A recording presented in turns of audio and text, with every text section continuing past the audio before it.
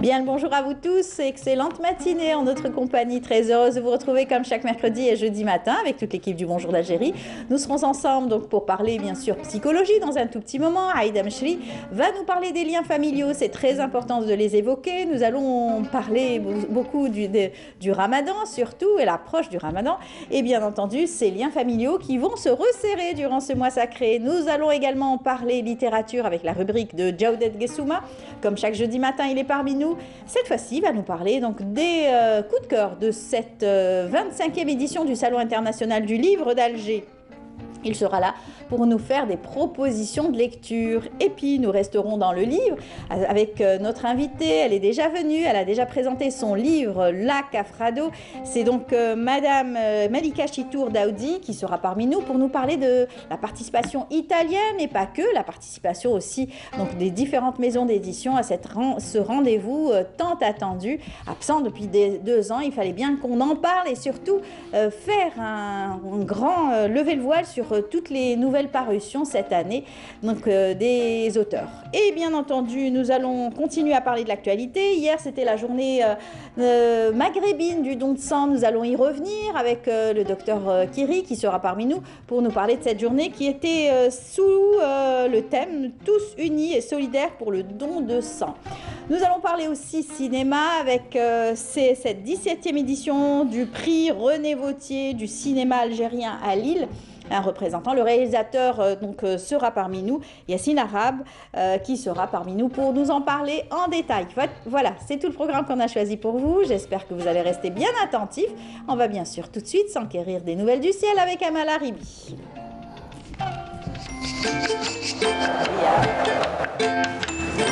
La météo vous est présentée par Mobilis. Mobilis, معاً نصنع المستقبل. Bonjour Amel. Bonjour Amel. Comment ça va? Ça va? C'est en forme? Oui. Ça rigole. Dernier jour. Dernier jour. Et puis dernier jour, et puis en plus, dernier jour, on va se revoir fi Ramadan, la semaine prochaine. Inch'Allah. Sahaoulahna, tout à fait. Oui, alors, oui. Vous allez nous dire que le temps, ça va, il pleut, on est content. Bah oui, très content. Toute la mauvaise poussière est partie. Exactement, avec la pluie qu'il y a eu. Et il y en aura aussi cet après-midi. Super. Mais ça va se calmer tout à l'heure. D'accord. Voilà. Et même les températures, je peux vous dire qu'elles ont baissé. Ah oui, clairement. Considérablement. Ah oui, franchement. Donc finalement, on respire. Ce qu'on dit, l'adage, mois de mars, mois des fous. Ah oui, et mois d'avril aussi, hein. Ne te découvre pas d'un fil aussi. Tout à fait. Allez, on vous écoute, Amel. Merci Amel. Bonjour à tous et bon réveil. Eh bien, pour aujourd'hui encore, Météo Algérie a émis une vigilance orange concernant des pluies localement assez marquées par endroits, valable jusqu'à midi aujourd'hui sur les régions de l'ouest, le centre, et le temps se montrera le plus souvent nuageux sur pratiquement l'ensemble des régions nord, accompagnées de quelques pluies parfois orageuses et localement assez marquées par endroits. Et à noter des vents assez forts près des côtes ouest et centre qui peuvent atteindre les 50 km/h durant l'après-midi. La moitié sud, des passages nuageux vers le Nord Sahara et les oasis. Ailleurs, le temps restera dégagé à partiellement voilé, avec toutefois des soulèvements de sable, cette fois-ci vers le Nord Sahara, les oasis et le Sahara oriental. Les températures, quant à elles, eh bien, elles seront plutôt clémentes pour la saison. Un minimum de 12 degrés à Al-Biyad, Djelfa, Tiaret, 15 Tizi Ouzou, Constantine, 16 degrés à Tébessa, également Batna, 17 à Annaba, 18 à Alger, Tlemcen, 19 à Oran, au sud 20 degrés à Biskra, 23 à Gardaya, 33 à Ilizi, 28 à Tindouf, 32 Insalah, également Tamanrasset, 35 à Janet, 38 degrés à Borj Bedji Mourtar et 39 degrés le maximum à Ingazen. La mer aujourd'hui, eh bien, elle sera très agitée sur les côtes ouest et centre, mais agitée sur les côtes est, avec des vents qui vont souffler pratiquement vers les 60 km/h sur les régions côtières. Les vents seront de secteur ouest à sud-ouest sur les côtes ouest et ouest à nord-ouest sur les côtes centre et est du pays. Et on termine ce bulletin bien sûr avec l'éphéméride. Pour aujourd'hui, eh bien, le soleil se couchera vers 19h09 et pour plus d'informations, bien sûr, vous avez les sites de Météo Algérie. Passez une excellente matinée avec la suite des programmes sur Bonjour d'Algérie. À tout à l'heure midi.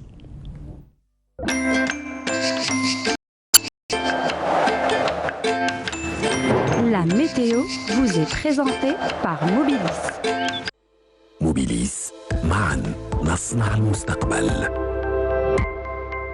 Puisqu'il va pleuvoir, il faudra être très prudent sur les routes, ne pas faire donc de vitesse et bien entendu être donc vigilant. N'oubliez pas votre parapluie, votre doudoune et soyez donc bien couverts aujourd'hui, n'est-ce pas Amel? Exact, mais ça va s'atténuer sur le centre. Hein. D'accord, Oui, il y très aura bien. moins de pluie. Pas de bulletins météo spéciaux. Juste hein. jusqu'à midi. Hein. Après, on va lever la vigilance. D'accord, c'est dit, tout est dit. On vous retrouvera pour plus Tout de à l'heure. détails tout à l'heure à midi et 19h. Et Inch'Allah. puis on vous dit bon week-end. Merci. Et puis Sahar Ramadan, Sahar Ramadan bien Konga. sûr. Sahar On Ramadan. vous retrouvera avec grand plaisir dès la semaine Inch'Allah. prochaine. Inch'Allah. Voilà. Demain on retrouvera Amina Abed. Ah oui. Allez, un En petit force. coucou Amina. On va vous laisser repartir avec une belle chanson. On l'offre à toutes les mamans. Et ben la mienne, la vôtre La aussi. mienne aussi, oui. C'est Mokshaïb qui chante Yemma.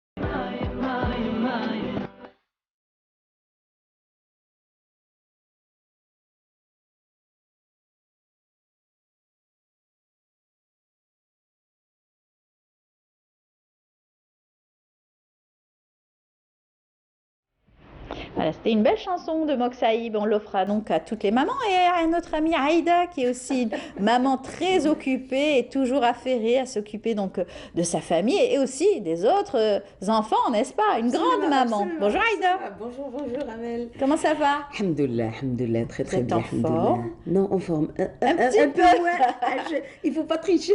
Non, un peu moins.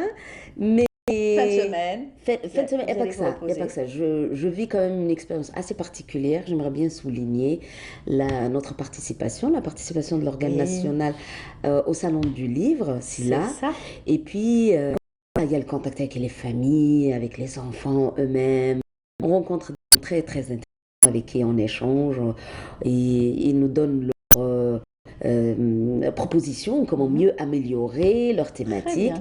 Et puis, j'ai profité de transmettre à mes collègues de Canal Algérie, de Bonjour d'Algérie, les salutations de tous les gens qui sont Qui en vous train de nous reconnaissent. suivre.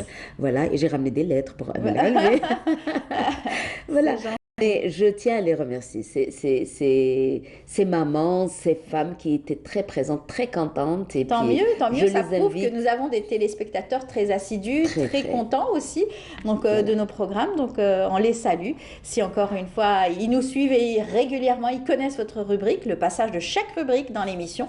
Donc, ils sont très assidus. Alhamdoulilah, Alhamdoulilah. ça c'est Alors tout. aujourd'hui, on va parler des liens familiaux. Oui, Vous avez oui. voulu choisir cette thématique puisque nous sommes aux portes donc, du mois sacré de Ramadan. Oui. Évidemment, donc demain, ça sera la nuit du doute, les Oui, Tishek. Inch'Allah. Et Inch'Allah, donc nous allons beaucoup parler donc, de cette thématique parce que c'est vrai que Ramadan, ça resserre les liens. En vérité, parler des liens, mais plutôt de parler des rituels C'est ça. qui vont renforcer un tout petit peu ces liens, mais aussi comment on puisse prendre conscience de l'importance de ces mots, de ces actes, de ces routines qui reviennent tous les jours. Aujourd'hui, probablement, on parle de l'importance de la lecture, du livre, comment on peut accompagner un enfant pour qu'il puisse vivre ces belles expériences qui restent à Oui. vie. Mais il y a autre chose, il n'y a pas que ça. Ce n'est pas que, voilà, dans l'objet qu'il faut construire, dans le lien aussi, il faut construire des rituels qui vont le structurer, qui vont cadrer le vécu de l'enfant. J'ai juste envie de partager avec vous combien que c'est difficile de déraciner l'enfant de ses habitudes. Surtout, entre parenthèses, et je souligne ça, c'est très très important, s'il s'agit d'enfants par exemple qui est autistique ou par exemple Oui. qui est dans le spectre de l'autisme ou une catégorie, les enfants à besoins spécifiques. Oui. C'est très important de pouvoir vivre avec eux le rythme, le cadrage pour qu'on puisse leur offrir quelque chose qui peut les mettre en sécurité. On ne peut pas veiller la nuit et inverser le jour, Ben oui, nuit. on a vu On a- des enfants, des adolescents qui étaient vraiment, qui dormaient toute la toute la journée. journée, Et oui. c'est incroyable. Oui. Et là, on ne peut pas parler de resserrer les liens, là. Oui, tout à fait. Mais aussi, on peut le retrouver dehors jusqu'à 2h, 3h du matin. C'est ça. Non, je crois qu'il faut vraiment réfléchir. La dynamique de chaque famille, ça c'est très personnel. On ne peut pas, bien sûr, forcer les gens, ni leur inculquer, ni les obliger réellement à suivre le 1, 2, 3. Ce n'est pas aussi facile, ce n'est pas aussi magique. Il y a quelque chose dans la dynamique là où il faut vraiment partager, mais inviter l'autre à s'impliquer dans cette dynamique pour qu'il puisse participer. Le secret dans la réussite, c'est de pouvoir vraiment être en sécurité. C'est d'avoir confiance, mais surtout de créer cette autonomie qui permet aux uns et aux autres de participer et donner un tout petit peu d'eux-mêmes. C'est vrai. Je crois que c'est les formules à garder, mais après, chaque famille, elle a son cadre, elle a sa manière de faire. Et, elle a- tout à fait. Et Ramadan, c'est vraiment un mois où tout le monde aime se rappeler, se remémorer quelques Oui. bons souvenirs Oui. de son enfance, etc. Oui. Il y a des personnes qui sont loin de leur famille, Oui. loin de ce cocon familial, Oui. mais qui essayent malgré tout Oui, de perpétuer ces traditions Oui. à leur façon, même s'ils sont seuls. c'est vrai. C'est-à-dire que ce mois a toujours initié ou peut-être invité les uns et les autres Oui. à se rappeler Oui. et vivre la chose présente Oui. fortement. Alors on peut dire que ce sont des personnes qui ont bien vécu cette partie C'est là ça. où c'était très structuré, bien nourri dans des phrases, dans des visions, dans une foi, dans le partage d'amour, mais surtout le plaisir. Il y a quelque chose comme ça dans ce qui donne les bonnes émissions, émotions, ce qui donne la force. Moi je crois que aujourd'hui, si on va passer devant, si on va pas s'installer, s'arrêter pour pouvoir construire dans les mots, Oui. dans ces paroles qui vont donner du sens, pourquoi on s'installe, pourquoi on partage, pourquoi on jeûne, pourquoi on Pourquoi on s'abstenait, jeûne, ouais. pourquoi on participe pour cuisiner les plats traditionnels, pourquoi c'est dans ce genre, pourquoi pas. Ce sont des mots qui structurent l'enfant de Tout l'intérieur. à fait. Et c'est Et- aussi le mois du partage, le mois Oui. de la solidarité Oui. et de la tolérance. Donc ces personnes-là invitent d'autres personnes qui ne sont pas de même religion, souvent, Oui. à connaître un peu mieux notre Oui. religion et Oui. s'installer peut-être dans cette ambiance. Tout à fait. Mais je crois que c'est ça les racines et l'identité de chacun de nous. C'est cette transmission qui va nous permettre d'exister différemment. Et c'est pour ça qu'on parle de la confiance en soi. Quelque chose qui donne l'autonomie, la confiance en soi, c'est qu'on est dans nos rituels, dans nos pratiques, dans ce qu'on a appris, dans ce qu'on est en train de transmettre, quelque chose qui identifie notre société, notre culture, ça. ce qu'on a hérité. Et puis c'est ça qui donne un peu la partie joie. Ouais. Mais je ne sais pas pourquoi les choses on les a inversés d'une manière un peu différente et on retrouve une anxiété, une peur, une angoisse. On a raté un excès de gourmandise aussi. Par exemple, on est derrière quelque Gaspillage, chose. là encore une fois, il faudra rappeler chaque Voilà. année, on fait le rappel, Voilà. éviter le gaspillage. On peut avancer un tout petit peu le manque de sommeil, cette force, les exigences qui vont faire de nous des personnes qui n'ont pas gardé le même fil conducteur, C'est qui n'ont ça. pas gardé le cadre de stabilité, mais aussi qui se projettent dans plusieurs tâches, plusieurs activités, on va Ouais. dire, qui vont les épuiser. Et je crois que C'est c'est ça. là où il faut faire très attention pour justement trouver cette sérénité, ce partage, et puis l'amour de construire ensemble. Les gens sont irritables, manque de caféine, Moi, manque de... je crois, regarde, moi je crois que je laisse la thématique de la violence, l'agressivité et puis le passage à Voilà. l'acte. Voilà. On va revenir sur ça, Bien mais sûr. voilà, je préfère quand même commencer par tout ce qui est cadrage, Positif. positif, dans quel sens. On ne fait pas les choses comme ça. Et puis vous savez, le plus important dans ce partage, c'est que ce n'est pas une simple phrase qu'on va dire et puis passer à autre chose.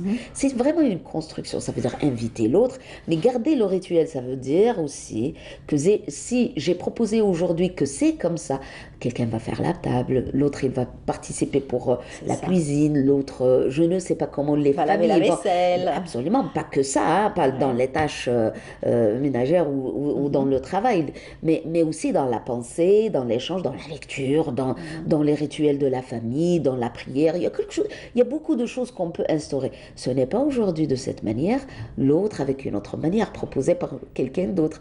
Il faut vraiment trouver ce fil conducteur pour qu'on puisse vraiment revenir à la même chose de la même manière. Ça veut dire instaurer, ça veut dire rester fidèle sur les mêmes principes. Et puis aider l'enfant, surtout les adolescents, à respecter un tout petit peu ces cadres. Sinon, on aura le premier, le deuxième jour, troisième jour, Ouais. et puis ça va exploser et Exactement. rebelote pour C'est se vrai que retrouver c'est aussi l'occasion à tous de se réunir autour d'une table, réunir autour d'un bon repas et puis partager aussi la journée, expliquer un petit peu. C'est vrai que c'est différent du quotidien. Oui, Et puis oui. bien sûr, essayer de garder ce rythme.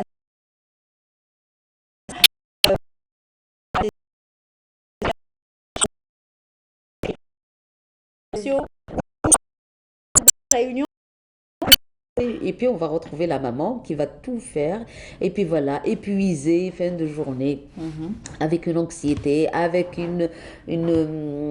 enfin, on va pas se projeter sur ça. Le plus important aujourd'hui, c'est de bien construire sur tout ce qui est positif, et puis de comprendre qu'il faut vraiment impliquer les autres pour la simple raison que ça fait partie de nos traditions. On l'a Oui. vécu comme ça pendant notre enfance.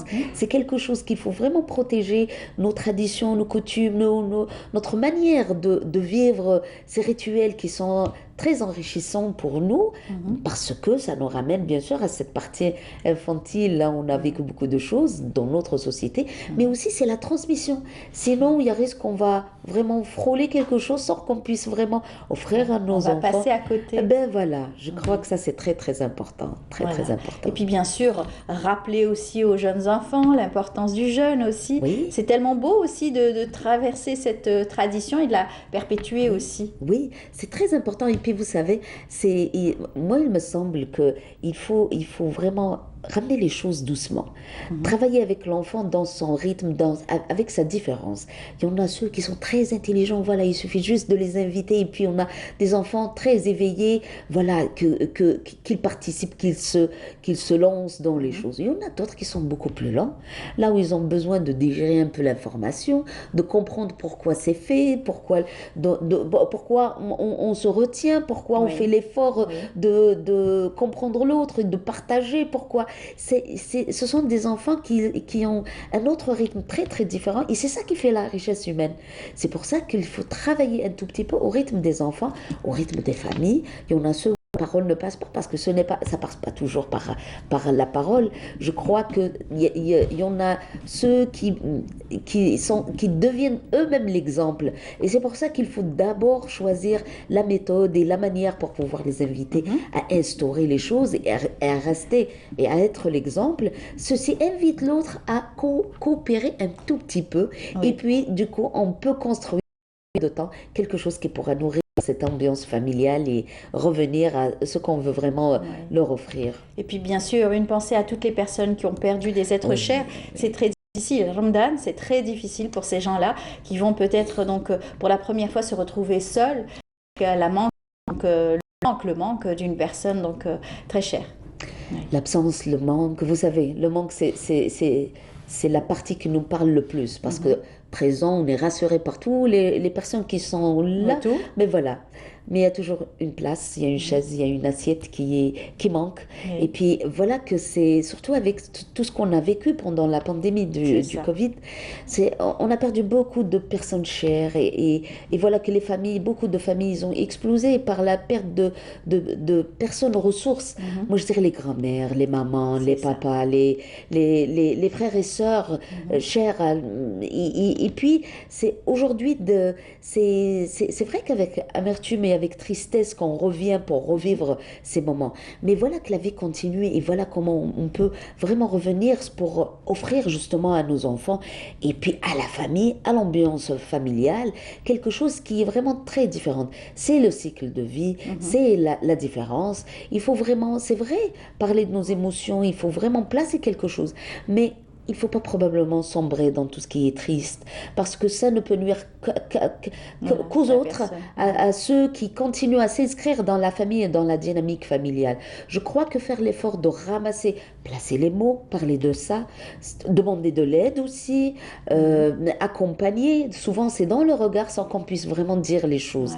Je crois que des fois il faut vraiment permettre à l'autre de dire, mais faire l'effort de construire et puis d'avancer doucement. Exactement. Et comme je l'ai dit tout à l'heure, comme c'est aussi le mois du partage, profitez aussi pour inviter et s'entourer donc de personnes, comme vous le dites, des personnes ressources. Merci beaucoup, Haïda. Merci à vous, Amel. Donc à jeudi prochain, Inch'Allah, Sahar Ramadan. Et puis bonne continuation. Vous serez au Salon du Livre, donc toutes les personnes qui souhaiteraient donc vous voir, vous poser quelques questions, vous serez bien sûr au Salon du Livre. Voilà.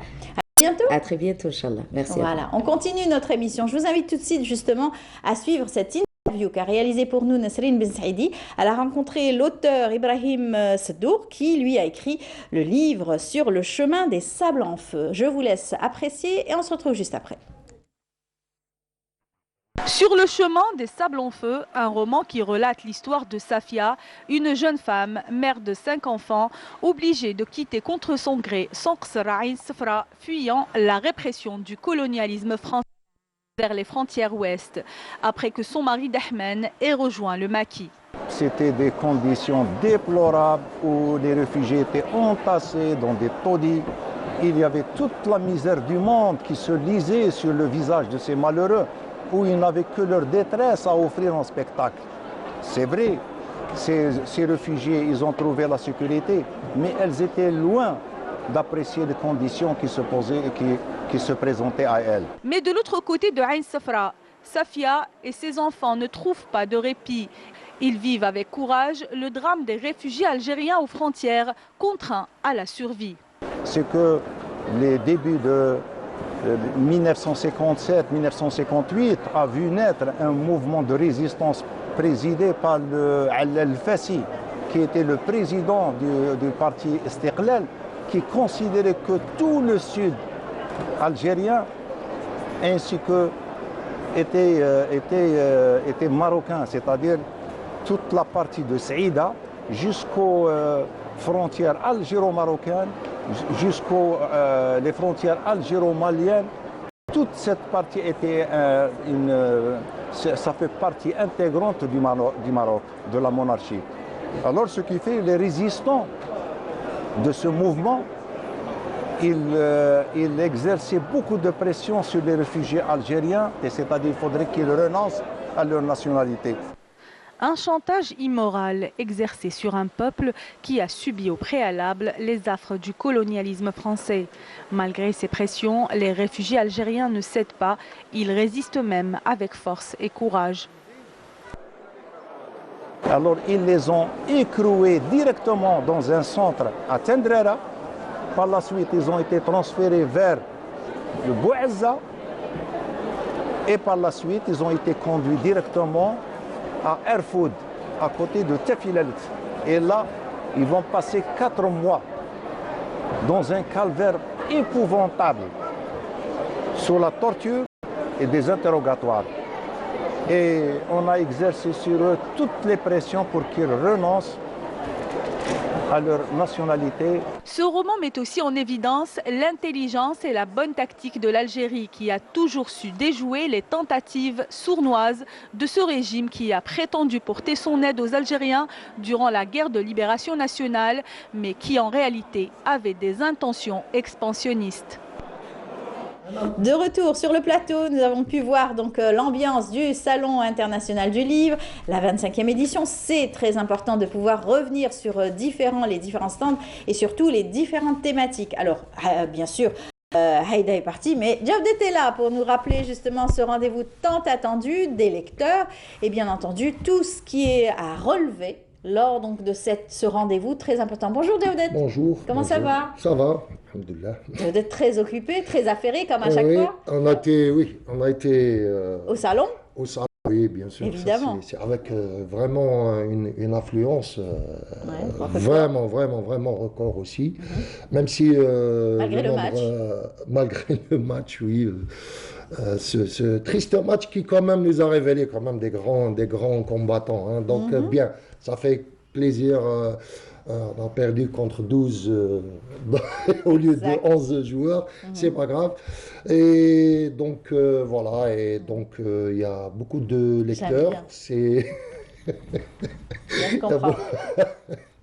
D'accord. Je suis pas fier de porter presque le même nom que cet arbitre. Gassouma, Gassama, c'est pas très loin. Ouais. Voilà, mais bon. On fera peut-être une émission spécialement sur ça. On va s'y faire quand même. Voilà. Et donc, il y a aussi effectivement ce côté rassurant que ce salon du livre, vraiment, il a une place phénoménale. C'est gigantesque. C'est gigantesque. C'est puissant, c'est pertinent. C'est un grand salon parce qu'il se passe beaucoup de choses. À la limite, je ne sais pas si encore on doit appeler ça un salon, puisque un salon, c'est vraiment peut-être autre chose. Donc, avec plein de débats, là, on vient de voir, par exemple, il y a beaucoup d'audace, beaucoup de culot. Là, par exemple, là, on vient de voir un auteur à l'écran, un auteur, Karina Belloul, par exemple, présenté par les éditions Coucou, en force. Elle vient, c'est une dame un peu, voilà... controversée par les puristes de l'islam un peu pur, les conservateurs. Donc là, elle vient avec une thèse, mon islam, ma liberté. C'est une femme imam, voilà, là on comprend pas trop et tout. Pour comprendre, il faut aller la voir et prendre son livre et comprendre un peu tout cet univers qu'elle défend. Mohamed Harkoun, elle défend Ibn Arabi, elle est sur une technique, sur une option obédience soufie, Rahmaniya, tout ça.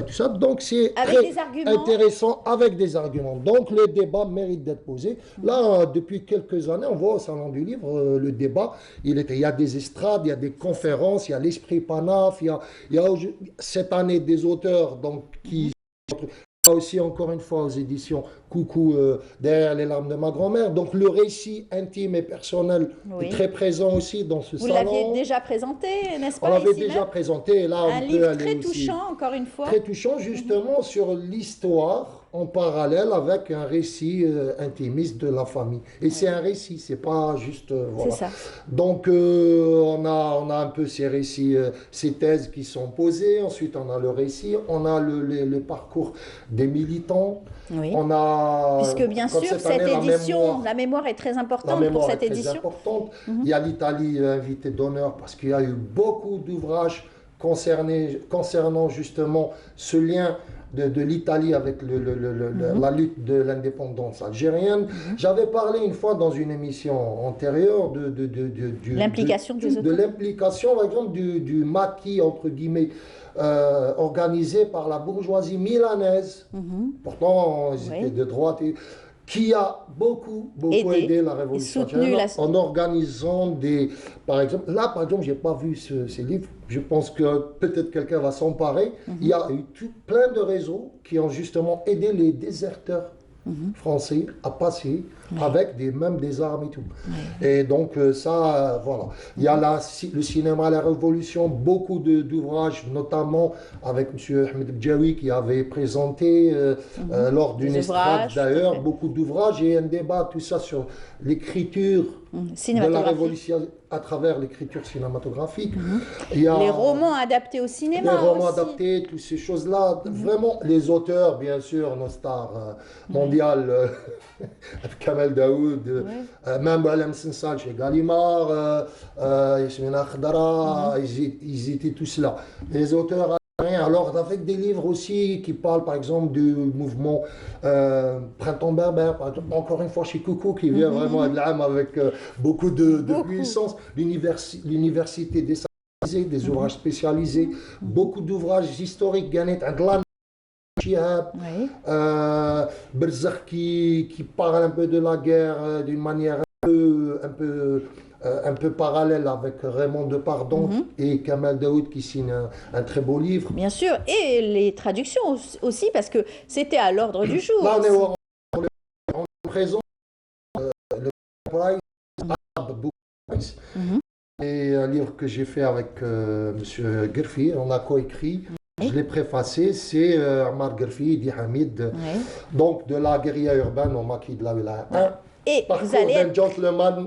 Voilà. Et vous allez être présent aujourd'hui pour la signature. Pour le signer en collaborant avec un partenariat avec Zdin Gerfi qui était aussi co-auteur, enfin qui a été d'abord le premier co-auteur, et aussi chez Helium à l'Esprit Panaf, on signera un livre les arts plastiques, issu du magistère, donc les arts plastiques algériens. C'était une thèse de magistère qu'on a adaptée au grand public. Donc, décennie 89-99. Voilà, on sera heureux. Il faut rappeler que le livre que vous avez cité... Il est traduit par Mohamed Sari, donc il est en version arabe et en version française. Et c'est des faits qui dépassent la fiction. Donc, je n'ai même pas eu besoin de créer des figures du style, tellement le parcours de ce personnage était extraordinaire. Riche. Voilà. Donc, on a aussi des ventes dédicaces. Bon, il y a aussi, par exemple, Pierre Amrouche. Donc, tout le monde va confondre avec Jean Mouhoub Amrouche. Ça, on est face au fils. Et le fils va faire un récit très lié à l'Afrique, notamment au Togo. Donc, on va avoir Le chien de ta mère, ça s'appelle. Donc, c'est des nouvelles parues encore chez Coucou. Il y a Aziz Sarr qui va parler de la et de historique. Donc, l'oncle de Constantine. Donc, il est aussi chez Chihab. Donc, vous avez les éditions APIC, vous avez les éditions ANEP, vous avez l'Esprit Panaf. Et il y a plein de débats. Il y a eu des débats sur l'édition italienne et l'édition algérienne, où on a reçu cette leçon que l'édition italienne dure depuis un siècle et peut-être plus. Et comment ça se perpétue. Parce que là, on a Linda Schwitten aussi qui a fait un très bel ouvrage chez Casbah.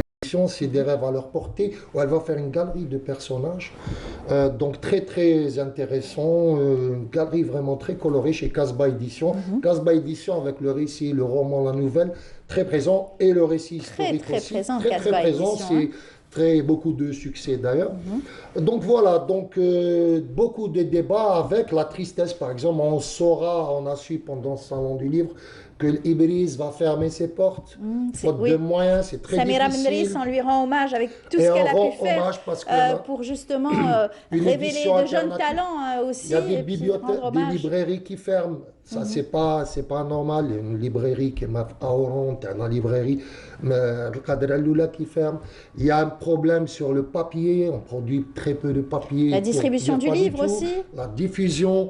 Les livres, on a 40 millions d'Algériens. Je peux vous assurer qu'il y a énormément d'Algériens qui veulent lire et qui sont des lecteurs.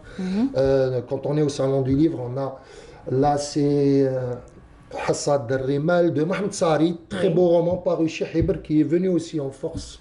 Hibr aussi. Donc les éditeurs, je peux vous assurer que ce sont des héros. Là, les situations économiques, c'est très difficile de garder le rythme. C'est très difficile de remettre le livre sur rail parce que il y a une politique du livre, il faut l'appliquer. Voilà. Bien sûr. Elle existe, la politique, elle existe, la loi sur le livre et tout. Il faut absolument l'appliquer. Voilà, et donc tous ces écrivains qui écrivent, là on voit Mrim Gemash Zelda qui a quand même assez signé aussi. Oui, c'est bien, oui, ça fait justement, plaisir. elle était très présente, on Et l'a vu. donc voilà, on a nos écrivains, c'est des héros aussi, puisqu'ils sont dans le récit national, ils sont dans la mémoire. On a des exemples avec beaucoup d'éditeurs de Jordanie, de Tunisie, d'Égypte, de Libye, de Liban, d'Arabie Saoudite. On a vraiment des gens de partout.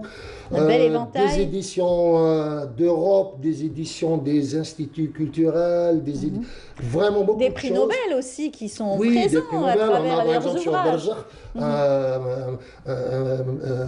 Baboussar, Mohamed Baboussar, qui a eu le prix Goncourt. Goncourt. Très intéressant, donc réédité, il y a des rééditions, il y a des coéditions avec des éditions aussi étrangères. Donc Oui. l'accès à justement ces prix Nobel, les prix, C'est ça. il y a aussi débat sur les prix, on dit les grands prix, d'accord, et après. Oui.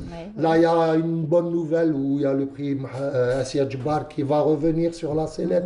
Et toutes ces choses-là, bon, il y a du triste, du moins triste, du réaliste, Oui. du Heureusement, rêve, nous avons l'onirique, de nombreux voilà. prix, même nous ici en Algérie. Voilà, le donc prix, il faut les relancer Mohamed Dib. absolument parce que les prix donnent de l'émulation et donnent la température un peu de cette littérature.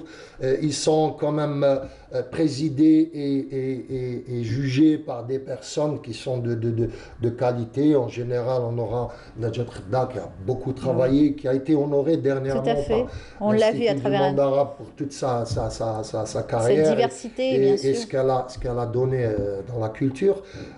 Il y a aussi il y a les jeunes écrivains qui animent des estrades. Vraiment, il s'est passé Bien énormément sûr. de choses. On Ça n'oublie pas continue aujourd'hui et demain. Il y a eu Les aussi auteurs des ouvrages, scientifiques aussi, hein, les auteurs les qui ouvrages sont- scientifiques, Ouais. tant algériens qui font aussi l'objet de d'ailleurs, thèses, hein, qui qui, aujourd'hui sont qui des sont outils très indispensables pour tous intéressants. Voilà. nos spécialistes, chercheurs, universitaires. C'est aussi un côté à ne pas négliger. Hein. Avec quand même une demande justement pour la diffusion sur le livre, le papier, la loi, mais la loi du livre et tout, mais aussi encourager la recherche fondamentale. Exactement. Vous serez, je ne pense pas, mais vous serez surprise par le nombre de choses qu'on peut faire en recherche fondamentale. Exactement. La recherche aérospatiale, Ouais. à Blida, à Batna, vous avez un institut de biophysique qui est extraordinaire. Vous avez des recherches sur le nucléaire, vous avez des recherches sur la médecine. Il faut qu'on encourage la recherche fondamentale. Et, bien sûr. Il y en a marre de Et la recherche l'écriture. action. Tout à Et fait. donc, le livre, toutes ces choses-là accompagnent justement tous ces élans de recherche. Je suis un peu à l'adrénaline Bien aujourd'hui sûr. parce que le livre, tout ça, c'est tout C'est un un outil. univers qui est résumé.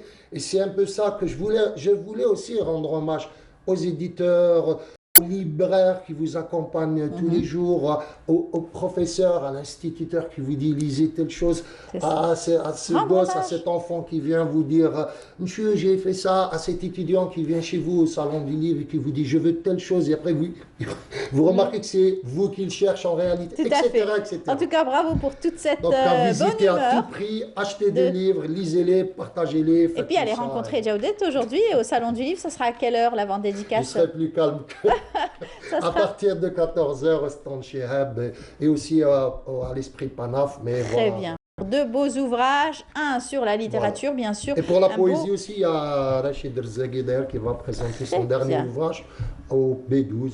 Voilà. Et bien entendu, pour avoir plus de Beaucoup, détails, beaucoup pour ceux d'autres qui ne peuvent gens. pas aussi se déplacer, vous avez sur Internet, bien Voilà, sûr, il y a une plateforme là, une intéressante. plateforme intéressante aussi virtuelle, le On salon peut même virtuel du livre. acheter des livres. C'est formidable. C'est-à-dire c'est tellement... C'est la nouveauté du voilà. salon cette Donc, année. tout le monde, même ceux qui ne peuvent pas y aller, seront. Très Et bien. bienvenue à tout le monde. C'est encore la fête Merci. aujourd'hui et demain. Donc, Vous aurez de quoi faire hein, tout au long de l'année, puisque là, chaque semaine, vous êtes avec C'est nous clair qu'on pour va la faire notre présentation donc, des livres coup de cœur. En tout cas, Jaoudet Gessouma nous fait le plaisir de nous présenter des lectures. Merci, merci, Jaoudet. merci à vous. Bon week-end, Sahar Ramadan. Sahar Ramadan. Et puis à la semaine prochaine. On continue bien sûr avec la littérature. Je vous invite tout de suite à suivre ce reportage signé Samia Bouharo qui s'est intéressée à la littérature italienne. Les langues étrangères sont une ouverture sur le monde. Notre gros plan pour aujourd'hui, la littérature italienne, surtout que ce pays sera l'invité d'honneur de la nouvelle édition du SILA. Antonia Grain est directrice de l'Institut culturel italien d'Alger. Nous, avec l'ambassade, on a accueilli cette nouvelle d'enthousiasme, nous fait plaisir. On l'a considéré un geste de grand d'amitié vis-à-vis des pays, suivant la vague, à mon avis, de grand amour. Il y a toujours, à mon avis, eu un grand amour entre l'Algérie et l'Italie, mais il y a eu un plus grâce à la visite de notre président de la République, Sergio Mattarella. Grâce à ça, il y a eu un élan de plus entre les deux pays. Et donc, on a beaucoup apprécié l'initiative d'inviter l'Italie comme invité d'honneur aussi là. Dans cet espace de lettres, prose, art, culture, histoire et autres, les passionnés de cette langue retrouveront leur bonheur à découvrir plus de 10 000 ouvrages datant du XIVe siècle jusqu'au XXe siècle, en passant par d'Umberto Eco à Primo Levi, par Dante et Petrarque. On arrive au XXe siècle avec Pirandello, et D'Annunzio, et Primo Levi, Leonardo Sciascia. Aussi Leonardo Sciascia, je vais un peu vous rappeler qu'on a célébré l'anniversaire l'année dernière, et 100e anniversaire, et on a réalisé avec notre prof d'italien à l'université d'Alger 2, il a réalisé avec les étudiants d'italien un spectacle de théâtre en s'inspirant de l'œuvre la plus importante de Leonardo Sciascia qui s'appelle Il giorno della civetta. Plusieurs ouvrages ont été traduits en plusieurs langues, à l'exemple de Divine Comédie de Dante, un grand classique du XIVe siècle. À mon avis, Dante Alighieri a vraiment marqué tous les Italiens, et non seulement les Italiens, c'est vraiment un trésor de la littérature mondiale, Dante Alighieri. Parce que, vous savez, par exemple, les Italiens citent même des mots de la Divine Comédie sans même pas les savoir. Ça fait tellement partie de notre culture que les gens citent Dante sans le savoir. Parce que ça fait partie de notre langue, de notre communication ordinaire. Des traductions aussi ont été faites tout récemment en langue française et une expérience inédite d'un Algérien qui a écrit un ouvrage en langue italienne. Amar Al-Akous, c'est un Algérien qui, après, il est allé en Italie dans les années 90.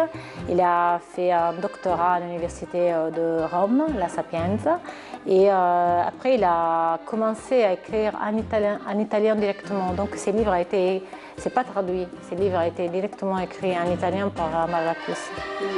Donc, c'est un livre qui un peu raconte la quotidienneté de ces quartiers où il a vécu d'ailleurs. À Rome.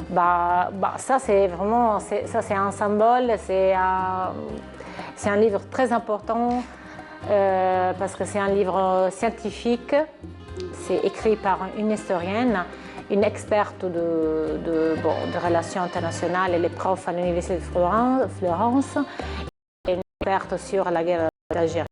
Elle a écrit ces livres qui étaient publiés en italien avec la maison d'édition Rubettino.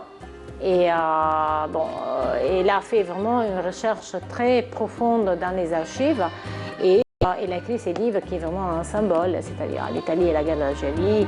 Ce voyage littéraire nous laisse découvrir de grands noms qui ont laissé leurs empreintes et qui servent aujourd'hui de référence dans l'apprentissage de la langue.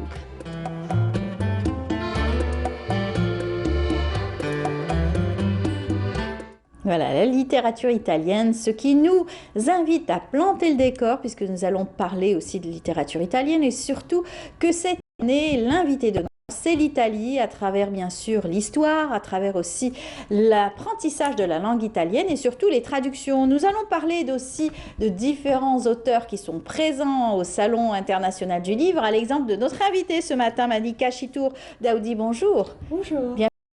Merci. Et c'est les lieux. Vous connaissez le plateau, on vous a déjà invité pour votre ouvrage, premier roman, un roman qui vous tient vraiment à cœur, que vous avez présenté. Oui. C'est un premier-né, La Cafrado, un nouveau départ. Et donc, je l'ai déjà présenté et ça parle de l'Italie, d'une insulaire italienne, de Francesca, qui quitte l'Italie pour prendre un nouveau départ dans cet Eldorado qu'est l'Algérie. Et elle découvre, après la traversée périlleuse avec Dorato, un pays avec des gens instruits, avec qui elle se lie. Et voilà, le roman commence ainsi, et on découvre Kader, Selma, on découvre une Algérie. Exactement, une Algérie qui ouvre ses portes, ouvre ses portes bien sûr à d'autres visiteurs, à d'autres nationalités, et bien sûr des liens qui se créent. L'amitié aussi qui se crée. Aujourd'hui, vous êtes dans cet ouvrage et cette optique. On a aussi d'autres ouvrages qui sont présents au Salon international donc, du livre, avec aussi Ali Beccini. Donc ça aussi, c'est un autre regard. Donc c'est encore une fois un auteur italien qui raconte la vie de ce corsaire et surtout sa vision, son travail avec bien sûr l'Algérie. L'Algérie a été imprégnée par beaucoup d'étrangers qui se sont faits algériens. Et c'est ce qui fait la richesse de l'Algérie. Donc c'est une mosaïque qui s'est faite. Et cet apport nous enrichit et on l'a intégré. Mais des fois on l'a tellement intégré qu'il fait partie de nous et on oublie que nous avons ce passé en commun avec le sud de la Méditerranée, avec le nord de l'Afrique. Donc c'est tout ce brassage qui nous fait nous. Et les auteurs aujourd'hui, ils ont cette capacité de synthétiser et de raconter ces belles histoires, que ce soit du vécu, que ce soit aujourd'hui du roman, bien sûr de la fiction. La Cafrado est une fiction. Oui, Ali Beccini, non, ce n'est pas une fiction, c'est du réel. Bien et sûr, c'est bien. Il a recherché, mais il y a eu un petit peu de romance, bien entendu. Oui, c'est ce qui fait la beauté de la chose. Mais pour ma fiction, non, ça a pu exister, certainement, hein, parce que c'est pas si invraisemblable. Mais c'était parlé d'amitié, comme vous l'avez souligné, mais parler d'immigration inverse. À l'époque, les guerres, c'était de l'autre côté. Et bon, même si l'Algérie, c'était le début de la colonisation, donc j'en parle, on en parle.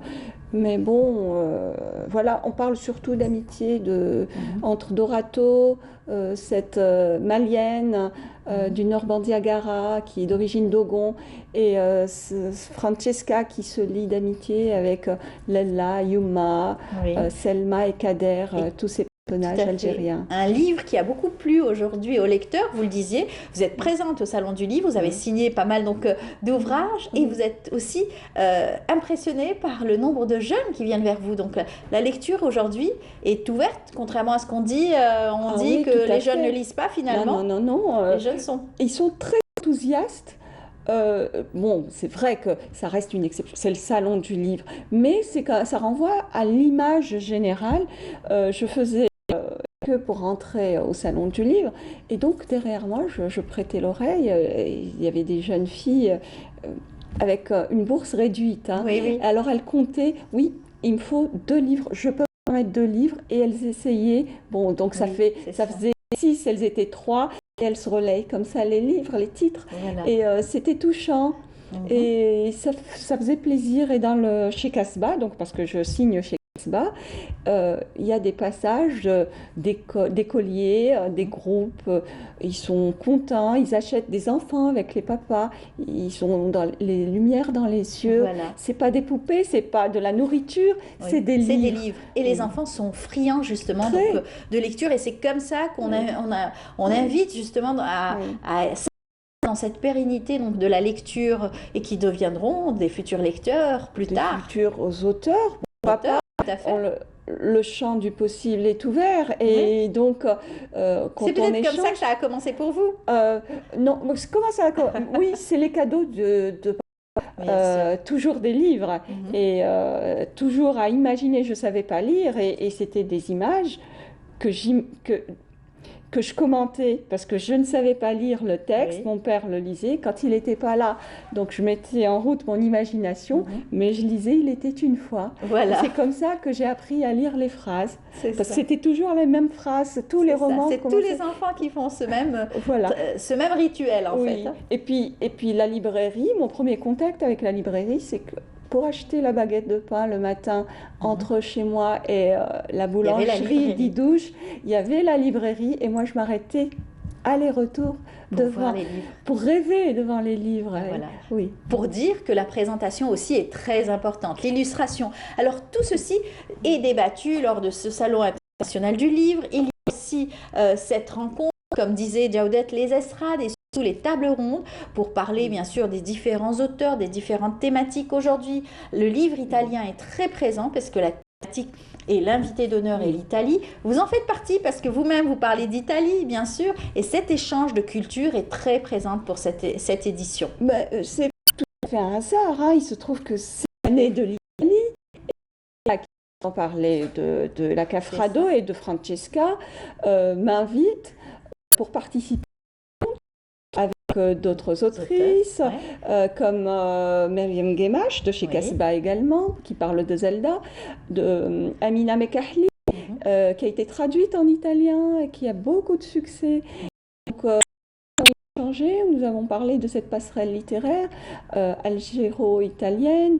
Et ce qu'il y a, la part de l'Italie dans l'imaginaire algérien, malgré tout, on a été nourris par le cinéma, par la littérature qui prend âge au travers du cinéma dans la mémoire des Algériens, voilà, par différentes manières, sans parler de la gastronomie et des actrices, donc toujours le cinéma, la mode.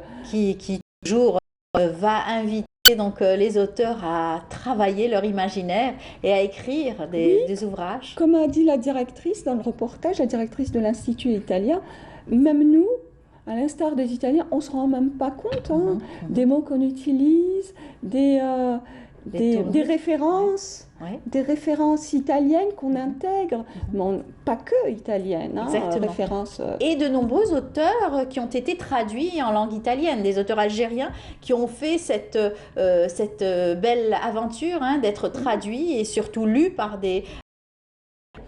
Oui, comme donc je citais Madame Amina Mekahli. Puis il y a Samir Toumi, je crois, qui a été traduit. La Terre aussi, il me semble. Oui, donc il y en a beaucoup. Moi, je suis toute jeune autrice, je suis un bébé dans ce monde littéraire et je découvre émerveillée tout ce qui s'y rapporte. Et puis, il faut rappeler aussi que même toute jeune, vous avez déjà eu un prix. L'Université de Constantine vous a aussi honoré le premier prix, donc ça vous a encore donné plus de courage à continuer dans cette lancée de l'écriture. Je suis lancée. Oui. Pas de courage parce que je suis lancée. Ça y est. Oui, je ne peux plus m'arrêter. Advienne que pourra. Maintenant, même si ça ne paraît pas, j'écrirai. Mais j'étais surprise par ce prix parce que je ne m'y attendais pas. C'est une première édition. Et l'Université des Frères Montouri m'a honorée de ce prix. Et j'en suis ravie parce que d'autant qu'il est inattendu, mais je suis en train d'écrire. J'ai fini le deuxième Cafrado, et on verra bien, peut-être que pour le prochain salon du livre. Il y aura présent, en tout cas, bien sûr. Et bien entendu, vous allez rester à le suivre toujours, peut-être. Oui. La série va continuer. Non, on va s'arrêter là. Je pourrais, mais j'ai d'autres projets en tête. Je fais une petite pause. C'est nécessaire pour que la graine germe encore plus et que l'envie monte, mais d'autres graines sont là et d'autres idées sont là depuis un moment qui attendent leur tour. Tout à fait. En tout cas, l'Italie est très présente parce que la thématique, le livre Passerelle de mémoire, ça a été donc la thématique retenue pour cette édition. Et puis rappeler aussi cette amitié historique qui existe entre l'Italie et l'Algérie, bien entendu, le soutien durant la guerre de libération par l'Italie, Jaudet l'évoquait tout à l'heure. Donc c'est important de se remémorer tous ces travaux et puis rappeler aussi que les auteurs ont eu ce devoir de mémoire pour l'écriture de l'histoire commune. Oui, il y a une histoire commune. C'est le tragique qui a lié nos peuples. C'est ça. Et puis les passerelles ont été dressées malgré toutes les embûches et ça crée des liens indéfectibles. Exactement. Et pouvoir aussi affronter aussi la dure réalité de l'époque où l'Algérie devait faire face à surtout certaines censures.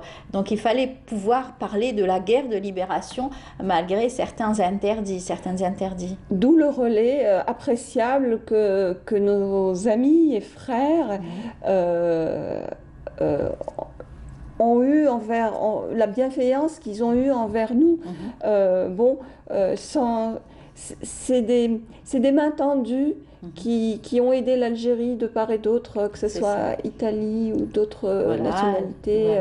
La Suisse, la France. Oui, c'est ce que j'allais dire, oui. Certains auteurs aussi. Oui, des auteurs, des sportifs, de tous bords, ont été sensibilisés à notre cause, de porteurs de à la valises justesse aussi. de notre cause. C'est ça, il y a des gens justes qui ont fait la part des choses en dehors de toute nationalité, en faisant abstraction plutôt de toute nationalité. Anticolonialistes, bien sûr, qui ont cru en la cause algérienne en tout cas.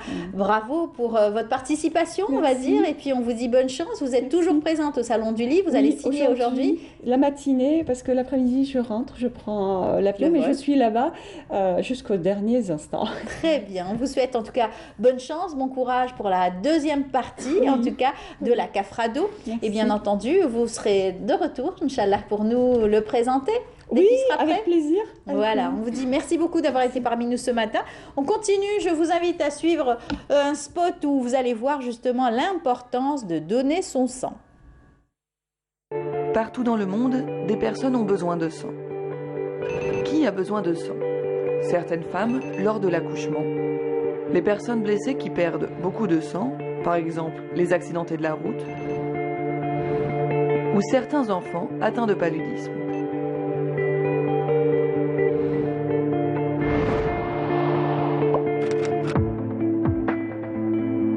Pour traiter les hémorragies sévères et l'anémie grave du paludisme, le sang est absolument nécessaire. Pour avoir accès à du sang, nous avons besoin de donneurs. Le donneur sera accompagné tout au long du don de sang par du personnel médical qui pourra le rassurer. Maintenant que vous êtes rassuré, vous voulez savoir si vous pouvez donner votre sang. Vous devez avoir plus de 18 ans, une tension artérielle normale, un taux d'hémoglobine normal, vous devez peser plus de 45 kg et vous ne devez pas avoir de traitement en cours. Des tests sanguins sont également effectués. Si tous les résultats sont négatifs, nous pourrons vous prélever au maximum 450 ml de sang.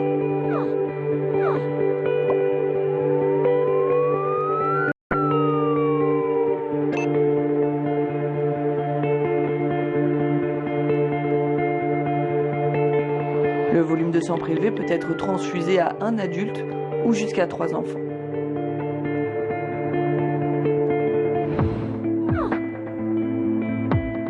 Après un don de sang, quelques minutes de repos et une collation suffiront à vous remettre d'aplomb, car le volume de sang prélevé et ses constituants se renouvellent entre quelques heures et pour les globules rouges, quelques jours.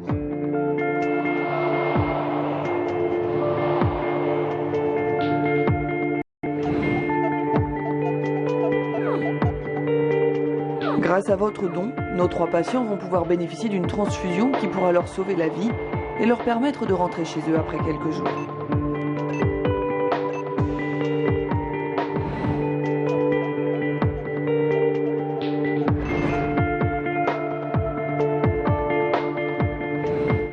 Voilà, l'importance de donner son sang.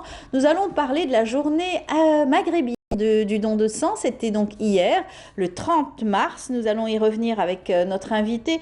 L'intitulé cette année, c'est Tous unis et solidaires pour le don de sang. Avec nous, Sofiane Kiri. Bonjour. Bonjour et bonjour aux téléspectateurs et merci pour cette invitation. C'est le mec, bienvenue parmi nous. Vous êtes chargé de communication de l'Agence nationale de sang, vous êtes médecin, vous nous accompagnez régulièrement et à chaque occasion, vous êtes là pour rappeler l'importance du don de sang. D'ailleurs, vous me disiez comment on va faire la transition entre le Salon du Livre et finalement, vous l'avez trouvé vous-même, puisque vous m'avez dit qu'un camion est installé au Salon international du Livre. Justement, on peut donner son sang. Tout à fait. Là-bas, sur place. Tout à fait. Bon, il y a une semaine au niveau de la SAFEX et le SILA, c'est l'un des principaux salons qui draine un nombre important de personnes et donc c'était une occasion pour nous et on avait fait ça avec une association avec les scouts musulmans, le Croissant Rouge, pardon, et donc ça a permis d'avoir un maximum de poches de sang et c'était une réussite par rapport à ça. Exactement. C'est aussi l'occasion de rappeler l'importance de donner son sang. Aujourd'hui, on en a tous les jours besoin. Il y a plus de malades, il y a plus d'accidents peut-être. Et c'est aussi de pouvoir avoir sa banque de sang aussi, renflouer un petit peu les... Tout à fait.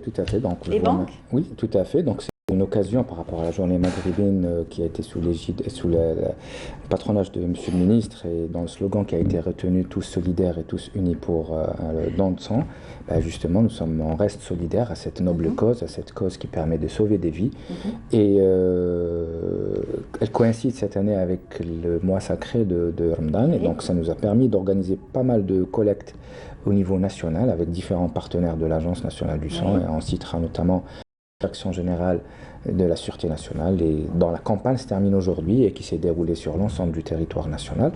Algérie Post, donc toutes ces collectes ont permis de remplir, si je peux me permettre de dire ça, de remplir un peu les banques de sang pour faire face au premier jour du mois de Ramadan où ce changement de rythme va un peu perturber les structures de transfusion sanguine, du moins le premier jour, parce qu'ensuite le relais sera pris et en coordination avec le ministère des Affaires religieuses, où nous instituons tout un programme et on trace tout un programme à partir du 3e, 4e jour de Ramadan, des collectes qui se feront en nocturne la nuit après la prière de Tarawih ou la Salat al-Isha et ça nous permet de capitaliser un maximum on ne se rend pas compte, fidèles. mais c'est vrai que ce changement d'habitude va peut-être perturber donc les donneurs. C'est vrai qu'avec Ramadan, on a tous tendance à dire voilà, on est plus faible, on ne peut pas donner son sang, on ne peut pas manger, etc.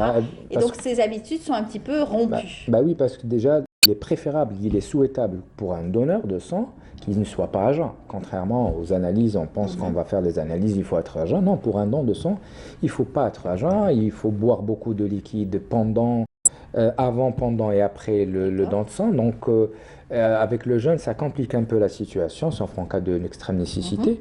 Mais sinon, dans ce cas-là, on inverse le rythme de travail, on reçoit les donneurs la nuit, que ce soit au niveau des structures de transfusion sanguine, ou bien au niveau des camions qui sont pour la plupart stationnés au niveau des mosquées, parce que c'est là où il y a un maximum de personnes, où on peut aménager des salles au niveau des mosquées, on peut aménager des salles pour accueillir un maximum de fidèles. C'est une tradition, chaque année. C'est une tradition. Vous l'instaurez avec le ministère des Affaires religieuses, vous informez, vous incitez les gens, vous expliquez l'importance du don de sang. Ça fait partie aussi de la tolérance et surtout de ce mois de partage, qui est dans le partage. Excellence, oui, c'est un mois de partage par excellence et c'est clair que c'est une opération qui nous a permis de rééquilibrer le mois de Ramadan et qui équivaut maintenant sa moyenne de collecte aux autres mois de l'année, voire plus. Donc ça permet on peut pas s'en passer de ce liquide, même en période de crise sanitaire comme ça a été le cas avec la Covid, etc. On peut fermer d'autres services, mais on ne peut pas fermer un centre de transfusion sanguine pour la simple et unique raison, c'est que nous sommes tributaires de ce médicament et qu'il n'y a pas de substitut, il n'y a pas une matière ou un produit ou un principe actif qui peut remplacer le sang. Et on reste donc tributaire de cette générosité humaine, de cette générosité de l'être humain qui vient pour aider son prochain. Et ce qui est encore plus beau, il le fait en tout anonymat et en toute discrétion, juste pour sauver l'espèce humaine qui reste attachée. Est-ce que depuis les années où vous êtes aussi, au niveau de l'agence de sang, vous avez peut-être remarqué une influence plus importante ou moindre peut-être? En tout cas, les chiffres qui sont là, les chiffres le confirment. Donc cette année 2021, enfin je parle de l'année 2021, a enregistré une évolution de 5,54% par rapport à l'année 2020. Chaque année, il y a une évolution variable, mais à l'exception de l'année 2020 qui avait enregistré une régression, mais c'était dû à la Covid. Sinon, la pandémie qui avait un peu freiné tout. Mais sinon, c'est vrai qu'on enregistre et nous sommes très fiers et très contents de dire que l'Algérie est parmi au niveau du continent africain et dans les pays arabes, elle se classe parmi les premières places. Par rapport aux dons de générosité, aux dons de sang, etc. Et même, elle a fait le motif d'une distinction, d'une médaille de mérite internationale par la Fédération internationale lors de la journée nationale qui a été remise à l'Algérie par le biais de la Fédération internationale, monsieur le ministre de la Santé. Et c'est une fierté, c'est un acquis, et c'est une fierté, mais le combat continue, la promotion continue, la sensibilisation continue, parce que nous sommes devant une matière périssable, le sang. Donc, il faut très vite travailler, très vite stocker, et bien sûr transmettre aussi. Et transmettre rapidement. Quand on parle de plaquettes, ils ont une durée de vie de 5 jours, donc vous voyez un peu la problématique. Aujourd'hui, on fait une campagne, dans 5 jours, ces plaquettes ne seront plus utilisées. Donc il faut en permanence sensibiliser, en permanence organiser des collectes et travailler tout ce personnel qui travaille justement pour la collecte, le tri, etc. Tout à fait. C'est une industrie, c'est une véritable industrie. Et c'est le CTS, le Centre de transfusion sanguine, est une petite usine de production pour servir le malade, pour lui offrir un produit de qualité, un produit sûr et en temps voulu, bien sûr. On était habitué aussi à recevoir le président des donneurs de sang, la fédération des donneurs de sang, le président de la fédération, Monsieur Rorbi, on le salue. J'espère qu'on le retrouvera bien sûr à d'autres occasions, parce que le don de sang, ce n'est pas uniquement pour la journée maghrébine ni la journée mondiale, c'est tout au long de l'année. Si on peut donner son sang, on le fait. C'est ça. Sans aucune condition. Il faut jamais hésiter. Et d'ailleurs, vous parlez de M. Rorbi, qui est un des meilleurs exemples de toute sa vie, plus de 40 ans de dents et alhamdoulilah. Voilà, c'est des dents à 3 chiffres qu'il a accumulé tout durant de sa vie et qui est toujours parmi nous, alhamdoulilah. Et ça ne s'arrête jamais, il faut constamment donner d'une manière régulière. Au contraire, c'est vrai qu'on parle, on met en évidence le malade qui va bénéficier de cette poche de sang, mais on oublie aussi que le premier bénéficiaire, c'est le donneur lui-même. Exactement, il aura un bilan gratuit, il aura une carte de donneur. Une consultation médicale, un bilan bien fait. Sa santé permet de régénérer ses cellules sanguines, ça lui permet, beaucoup d'études en tout cas le confirment, que ça diminue les risques de cancer de sang, les AVC, etc. Donc le premier bénéficiaire, c'est le donneur lui-même, et ensuite, bien sûr, ça permet de sauver des vies et non pas une seule vie. C'est vrai. Alors beaucoup, malheureusement, au niveau des hôpitaux, sont dans l'urgence, ils donnent leur sang, ils ramènent des proches, etc. pour donner le sang. C'est aussi des habitudes aussi parallèles, on va dire, en plus de cette collecte habituelle. C'est vrai que, et justement, l'année 2021, dans les chiffres, nous avons enregistré une augmentation, presque 46% des donneurs étaient des donneurs familiaux. C'est-à-dire, c'est des donneurs qui sont venus de compensation, ce qu'on les appelle, ils sont venus parce qu'ils ont un proche, un voisin, etc., qui avait besoin en urgence de sang. Et c'est un chiffre qui a augmenté. L'idéal, c'est qu'on se dirige vers 100% de donneurs bénévoles, c'est-à-dire que le patient ne vient pas déjà avec son souci de santé et il va être confronté à la difficulté de trouver le sang. Mais bon, ça s'explique un peu avec les vagues de la Covid, etc., où nous avons constaté que les donneurs, la fréquentation des donneurs diminue, parce que pour la plupart des structures, elles se trouvent au niveau des hôpitaux, donc il y a cette baisse de fréquentation et qui se répercute forcément négativement sur la disponibilité du sang. Donc on fait appel beaucoup plus aux membres de la famille, au voisinage. Donc on est à 46%, et donc là l'objectif c'est de reprendre et de grignoter ces parts pour avoir plus de donneurs bénévoles, que ce soit et qui soient réguliers, c'est l'idéal, ou occasionnels. Régulier, c'est-à-dire donner deux fois plus et plus par an. Très bien. Et le meilleur donneur, c'est donc le donneur universel, les O positifs aujourd'hui? Oui, enfin c'est le O négatif. Si on parle le O peut donner à tout le système ABO, et le négatif peut donner aussi bien pour le négatif que le résus négatif que pour le résus positif. Mais tous les donneurs sont les bienvenus, tous les groupages sont les bienvenus, aussi bien les plus fréquents en Algérie, c'est le O et le A positif. Donc ça veut dire que ce sera les malades les plus fréquents aussi. Donc on prend tous les groupages, aussi bien les plus fréquents que les groupes rares, que c'est les résus négatifs. Donc on en a tous besoin. Et dans tous les cas, parfois, même si le CTS il est en surplus, il va programmer des rendez-vous, c'est-à-dire si le donneur se présente et que le CTS a un surstock, il dira à ce moment-là, le donneur, vous revenez la semaine prochaine, vous revenez dans 10 jours, il va être prélevé pour ne pas justement... Le conseil pour un donneur donc, de sang, être en bonne santé, une bonne tension artérielle, c'est ça? Les conditions, elles sont très simples, hein. Il suffit d'avoir entre 18 et 65 ans, être en bonne santé, et on peut tous être potentiellement donneurs, mais malheureusement, on peut tous être à n'importe quel moment des receveurs, que ce soit pour nous, on n'est pas à l'abri d'un accident, on n'est pas à l'abri d'un proche qui a besoin de ce sang. Donc on peut rapidement changer de statut, et j'espère qu'on sera toujours dans le statut de tous donneurs pour venir en aide. Et nous sommes à l'approche de ce mois de piété, ce mois de partage, comme vous l'avez mentionné tout à l'heure. C'est un mois où les bonnes actions, elles sont multipliées, donc il faut profiter. Ça fait partie d'une très bonne action. Il faut profiter. Voilà, il faut profiter. Je le rappelle, on ne peut pas donner son sang durant la journée donc, du jeûneur, mais plutôt le soir, en soirée bien sûr, ou une fois que vous avez bien rempli votre panse, vous êtes en forme, vous pouvez aussi beaucoup vous hydrater. C'est manger léger aussi. Il faut manger léger et beaucoup hydrater, c'est ce que vous nous avez dit. Quand on donne son sang, il faut bien avant, boire. Pendant et après le don. Très bien, merci pour tous ces conseils. Merci à vous. Et puis bonne journée à vous, parce que c'est important de rappeler et de communiquer autour de ces journées de don de sang. Merci. À très bientôt, Monsieur Kiri. Voilà, on vous retrouvera donc, j'espère, très prochainement pour d'autres rendez-vous.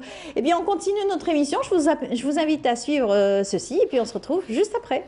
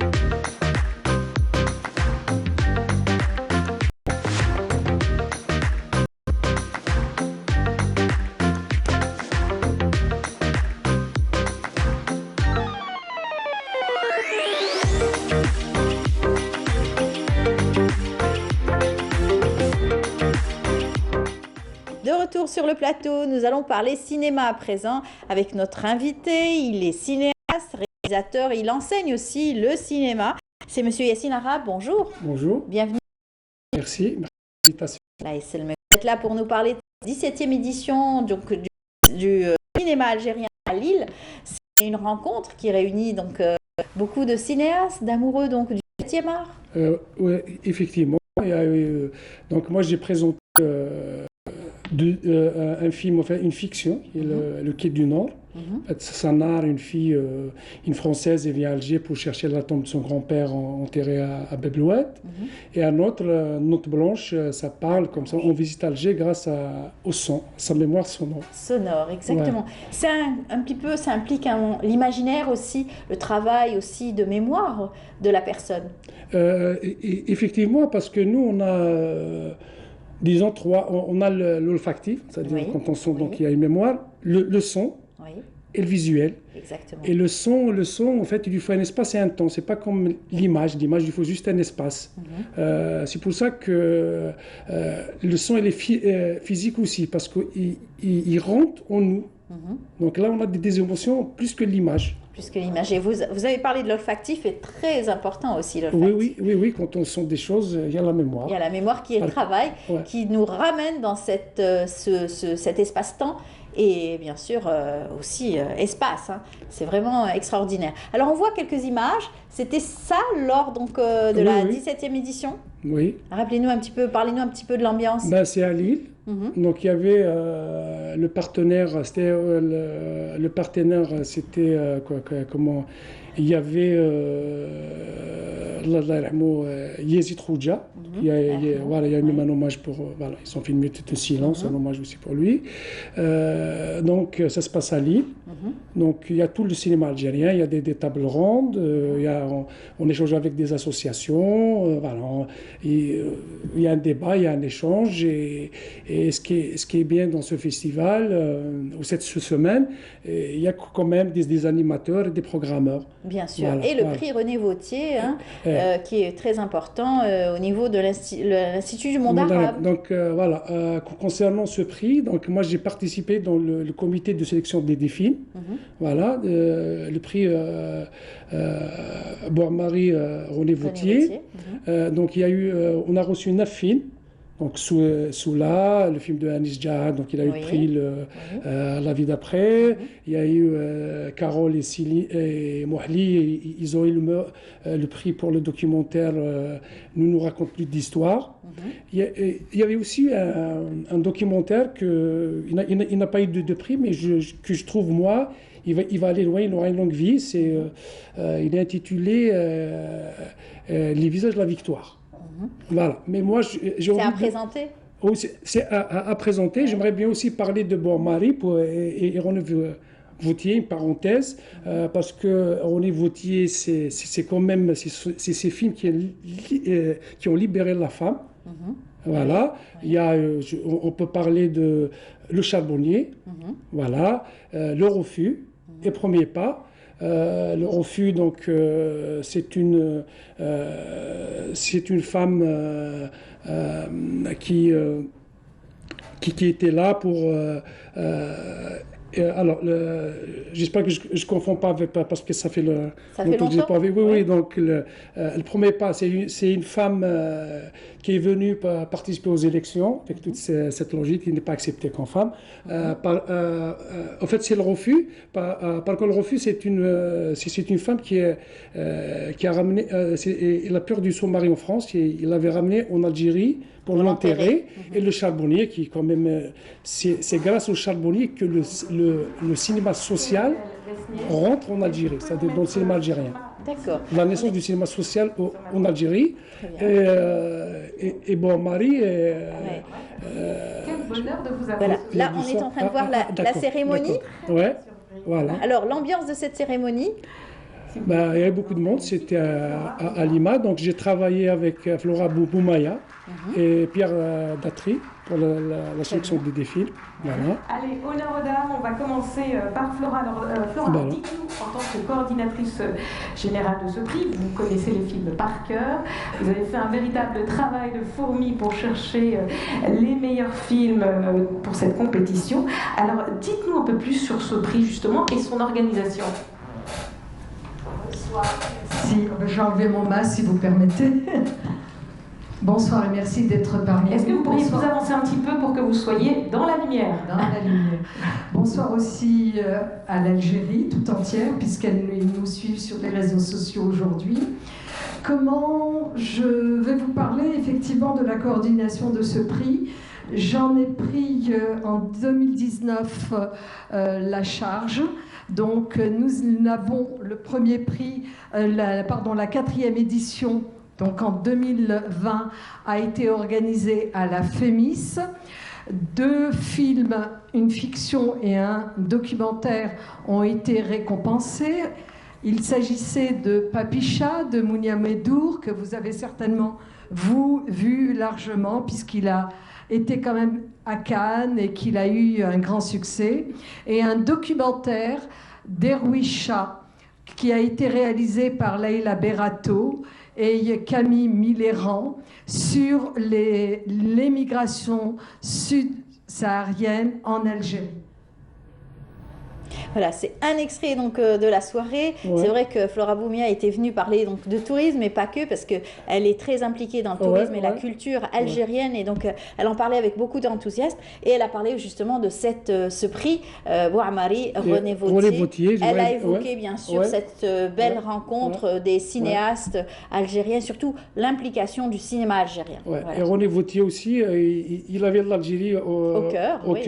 Il avait l'Algérie au cœur, donc son premier film, c'est Afrique 50. C'est le plus connu, mais le premier film, c'est Afrique 51. Oui. Voilà, il dénonçait un peu tout ce colonialisme, etc. Et c'est grâce à lui, il a créé la première société algérienne, la Dawa, et il a formé dans le maquis Ahmed Rachdi, Mohamed Khadr Hamina. Chandarli, Jamal Chandarli. Il était déjà avec lui, Jamal Chandarli. Oui. Et il a écrit le scénario de L'Ordre des damnés. Et Mould Maameri a écrit les commentaires. Et Rachdi a réalisé. Exactement. En 65. Voilà, donc voilà. Et en tout cas, de belles rencontres. Ça permet aussi au cinéma de pouvoir s'affirmer en tant que cinéma algérien à travers aussi des cinéastes, des comédiens, et surtout l'histoire du cinéma algérien.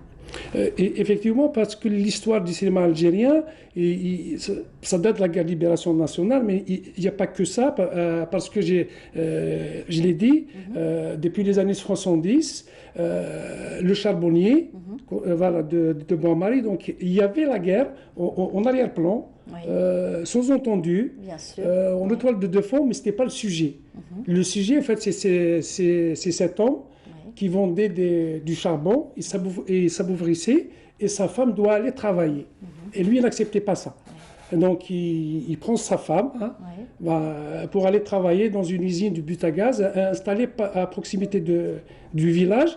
Et c'est là, le haïk rentre dans l'histoire du cinéma algérien, parce qu'il lui enlève le haïk, et le haïk a été enlevé dans le cinéma. Voilà, dans le cinéma d'abord, pour pouvoir donc exprimer cette dure réalité du vécu des Algériens, l'appauvrissement durant le colonialisme, encore une fois, rappeler et pointer du doigt justement ce crime aussi qui a fait l'appauvrissement du peuple algérien en fait. Alors vous parlez aussi de René Vautier, de Bouamari et surtout ce travail de comédien aussi. Oui. Si je revenais au film L'Algérie en flammes de Bouamari, qui a été commandé à l'époque par Abben Ramadan. Donc le film a été monté en RDA, et quand René Vautier est revenu en Algérie plutôt en Tunisie pour le diffuser, donc Abben Ramadan n'était plus partie de ce monde, comme il était assassiné et tout. Donc du coup, on l'a arrêté, parce qu'il a insisté pour projeter le film. Et quand il est relâché, lui, il le dit, il part de la prison vers l'avenue de Tunis, de rogner les adulés. Voilà. Et le film a fait, l'Algérie a fait un tabac. Voilà. Alors, vous enseignez justement le cinéma à Tizi Ouzou, et aujourd'hui, vous insistez sur l'histoire du cinéma algérien avec vos étudiants. Oui, j'insiste parce qu'on a eu le courant le cinéma du Jadid. Il y a eu, je peux parler de 2 films importants, Le Charbonnier et Tahia Didou de Zinette. Un était, c'est la campagne, l'autre urbain. Unique film. Urbain. Ça fait, et il y avait aussi Nahla de Beloufa, mais lui il est inclassable. Il y a eu la Nouba des femmes chinoises, et Romain Tleto. On a eu les ingrédients pour un courant de cinéma. Malheureusement, avec manque de moyens de production, ce courant il n'existe plus, mais maintenant il y a le nouveau cinéma algérien avec insufflé par des jeunes aujourd'hui, jeunes épris donc de cinéma et surtout passionnés par ce 7e art. Exactement. Et aujourd'hui, quand on enseigne, on essaye de trouver maintenant un courant du cinéma algérien. Malheureusement, parce que je le dis parce que le genre sont Hollywood a classé 16 genres. Donc le cinéma algérien, on peut parler d'un cinéma expérimental parce qu'il n'est pas classé dans le genre, mais on a ce courant qu'on peut encore déterrer et l'utiliser. Par contre, ce que quand je donne des cours comme ça, j'explique que pour faire un film, il faut un genre, comme je l'ai dit, et il faut une application. Bien sûr, parce qu'aujourd'hui, vous avez parlé des différents genres, et surtout les prix. Il y a le film documentaire qui est aussi très important, et le film donc, historique. Aujourd'hui, on est en plein dedans, on parlait du film historique. L'Algérie a toujours été aussi à bien travailler dans cet exercice-là. Mais aujourd'hui, on pourrait parler d'autres genres cinématographiques. Effectivement, c'est-à-dire quand on a le genre, on a l'application. Donc l'application, il y en a dans le cinéma, on n'a que 6. On a la conformité, sous-conformité, l'infraction, l'adaptation, la parodie et l'innovation. Je ne vais pas tout expliquer. Bien sûr, ce n'est pas un cours magistral. C'est pas un cours. Voilà, c'est juste expliquer qu'on trouve le genre, on utilise une application et c'est comme ça qu'on peut avoir un courant. Très comme ça dans le cinéma mondial. Et va s'installer dans la pérennité, surtout face aux cinéphiles, surtout qui aiment le cinéma, qui apprécient les salles de cinéma. Aujourd'hui, c'est pour pouvoir projeter ces grands films dans des salles de cinéma et pouvoir aussi avoir des prix. C'est toute l'importance de la diffusion du film aujourd'hui. Et c'est tout créer un marché de l'art ou du cinéma. Comme on le sait, le cinéma, c'est une industrie. L'industrie du cinéma dépasse celle de l'automobile. C'est vrai. Voilà. Dans certains pays. Dans certains pays, dans le monde. Oui, dans le monde. Voilà, il y a des chiffres et tout, on peut en discuter. Et là, comme le cinéma, c'est une industrie, donc je peux dire que c'est une chance pour notre pays, parce qu'aujourd'hui, on n'exporte que le pétrole, mais on peut exporter aussi notre culture. Et aujourd'hui, il y a ce qu'on appelle l'industrie culturelle. C'est ça, c'est ça. En tout cas, c'est une belle rencontre. 17e édition, bien sûr, donc, de ces rencontres cinéma algérien à Lille et surtout le prix Bouhamari René Vautier qu'on voit aussi à l'image. Bouhamari, qui est un grand monsieur aussi du cinéma, son épouse aussi, qui est une grande dame aussi du cinéma, Fatouma Sliha, et bien sûr qui aussi a enfanté aussi un amoureux aussi du cinéma, parce que leur fils est caméraman aussi à la télévision algérienne. Donc on les salue tous et on leur souhaite bonne chance de continuer sur cette lancée, faire de beaux films, toujours. Voilà. Merci beaucoup, Monsieur Arab. Donc à très bientôt, Inch'Allah. Je rappelle Yassine Arab, réalisateur cinéaste, et vous enseignez le cinéma à Tizi Ouzou. On vous dit à très très bientôt et puis bonne chance. Merci beaucoup. Avec vos étudiants. Merci. Voilà, on est arrivé à la fin de l'émission. J'espère que vous avez apprécié ce passage avec nous aujourd'hui, 1h30 d'émission, avec toute l'équipe du Bonjour d'Algérie et surtout, bien entendu, les rubricards que vous avez l'habitude de suivre. Bonne journée, à demain à partir de 9h du matin avec Nour Houda Bouzegaou. Quant à moi, je vous dis à la semaine prochaine, Inch'Allah.